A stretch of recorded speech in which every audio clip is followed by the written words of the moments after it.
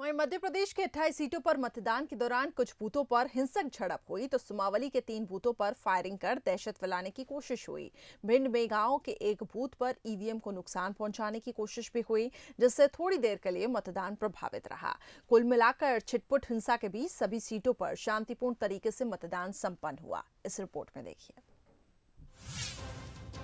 मध्य प्रदेश की 28 सीटों पर मतदान के दौरान कई जगह छिटपुट हिंसा भी देखने को मिली। खासतौर से भिंड मुरैना के कुछ बूथों पर हिंसा देखी गई।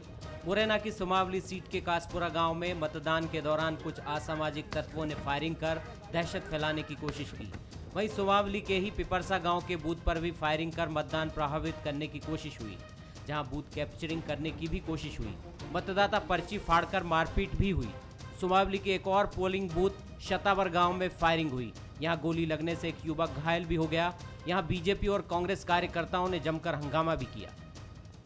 कुछ जगहों पर हमें कुछ समय पे कुछ उपद्रवी तत्वों के द्वारा घटना कारित करने की सूचना मिली, जिस पर तुरंत एक्शन लेते हुए पुलिस मौके पे पहुंची और जो मतदान प्रभावित करने की एक मंशा थी उन लोगों की, उसको पूरा ध्वस्त किया और मतदान सुचारू रूप से चलाया गया।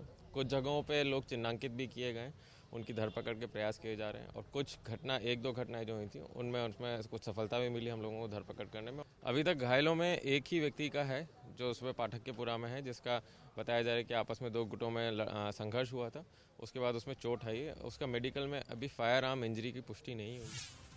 करेरा के खुआ गांव के पोलिंग बूथ क्रमांक 216 पर कांग्रेस कार्यकर्ता और पीठासीन अधिकारी के बीच विवाद हो गया। इस कारण से करीब 20 मिनट तक मतदान बाधित रहा। उधर मतदान के दौरान ग्वालियर मुरार के एक पोलिंग बूथ पर बीजेपी और कांग्रेस कार्यकर्ताओं के बीच विवाद हो गया। यह कांग्रेस प्रत्याशी सतीश सिकरवार ने बीजेपी कार्यकर्ताओं के पार्टी चिन्ह के लगे मास्क होने पर आपत्ति जताई। इसकी पुलिस अधिकारियों से शिकायत भी की गई।